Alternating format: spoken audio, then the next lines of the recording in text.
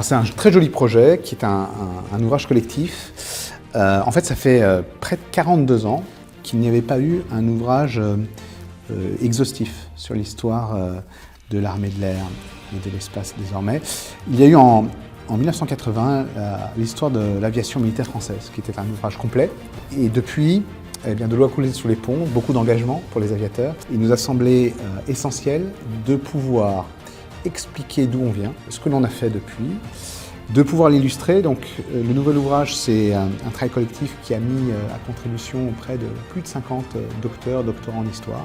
On a pu illustrer cette histoire très riche avec pas loin de 750 photos, la plupart originales, et une vingtaine de tableaux de peintres d'œuvre.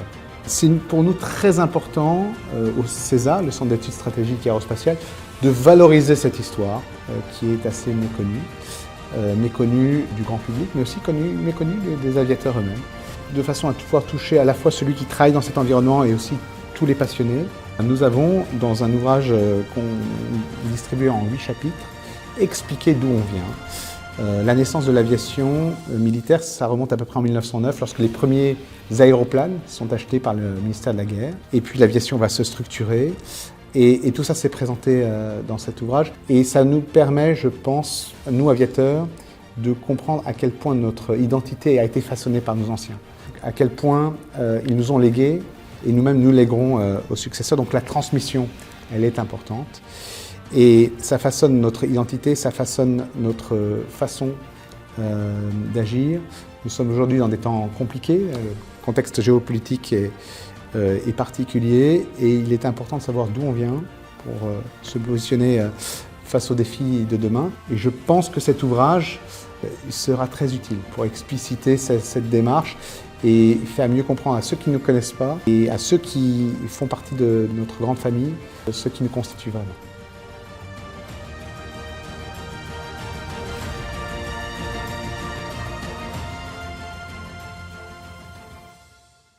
J'ai voulu publier cette nouvelle histoire de l'armée de l'air et de l'espace parce que c'est un projet très ambitieux. C'est raconter toute l'histoire de l'armée de l'air en un seul volume de 480 pages, avec 56 auteurs, 750 photos, de nombreuses infographies. Donc ça rendait le projet tout à fait passionnant et ambitieux. Et il y avait un autre challenge qui était très intéressant, c'était de proposer ce volume à moins de 30 €. Donc voilà, c'est ce qu'on a réussi à faire, et on espère que maintenant que vous allez pouvoir le découvrir en librairie, vous allez être séduits.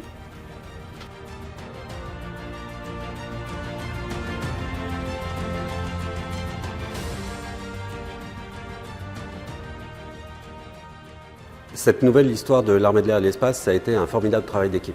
Nous avons rassemblé l'ensemble des membres de la communauté des historiens de l'armée de l'air et de l'espace, et tout le monde a joué le jeu parce que d'une part les délais étaient extrêmement brefs, il fallait écrire, réaliser, maqueter, imprimer ce livre en un peu plus d'une année.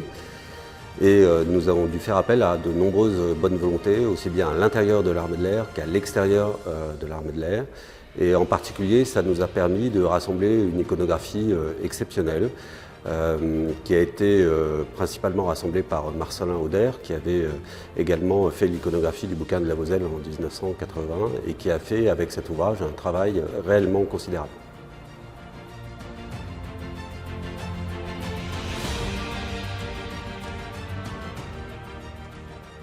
L'histoire de la Première Guerre aérienne, on l'écrivait auparavant surtout à partir de l'histoire des grands hommes, les as, les grands chefs, et des grandes batailles, et en particulier Verdun, avec pour finalité de justifier l'importance et la part prise par l'aéronautique militaire dans le premier conflit mondial. Et la Première Guerre aérienne telle qu'on l'a décrite aujourd'hui, elle consiste davantage à prendre en compte les liens entre l'aéronautique militaire et l'ensemble des autres armes, et en même temps à intégrer l'ensemble des acteurs à l'analyse, notamment dans une perspective socio-culturelle, de manière à comprendre la formation de l'identité de l'aviateur de guerre et par extension celle de l'armée de l'air et de l'espace aujourd'hui.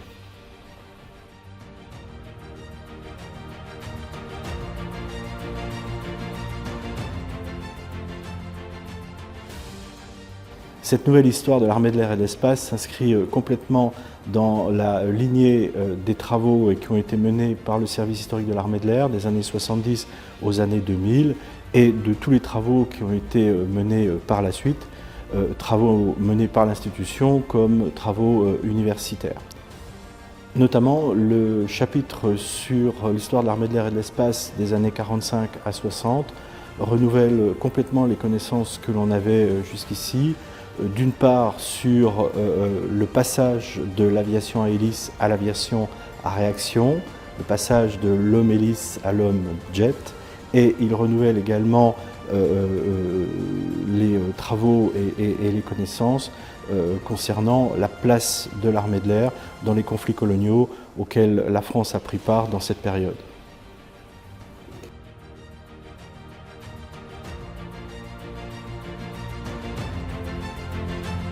Donc je suis l'un des 4 auteurs du chapitre 7 de la nouvelle histoire de l'armée de l'air et de l'espace, qui a pour titre la construction d'un nouveau modèle d'armée, et qui va de 1961 à 1991, donc moment à partir duquel l'armée de l'air est réorganisée en grands commandements aériens spécialisés, dont celui de dissuasion nucléaire. Et donc c'est aussi pour ça que ce chapitre s'inscrit en parfaite corrélation avec mes études doctorales, puisque je suis aussi inscrite en thèse en histoire sur justement la composante aéroportée de la dissuasion nucléaire pour l'armée de l'air française.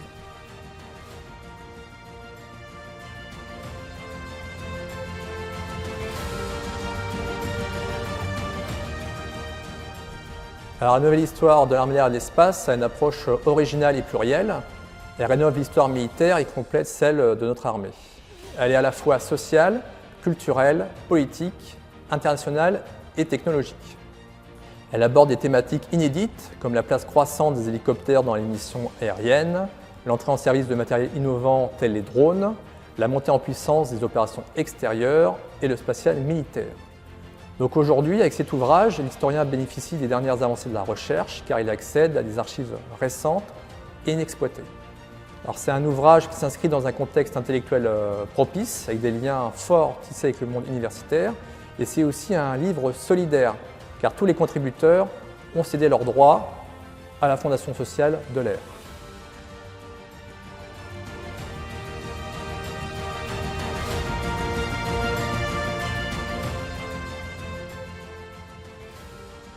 La nouvelle histoire de l'armée de l'air et de l'espace est un ouvrage innovant dans la forme, parce qu'il propose une forme de lecture intuitive, plus moderne, attractive.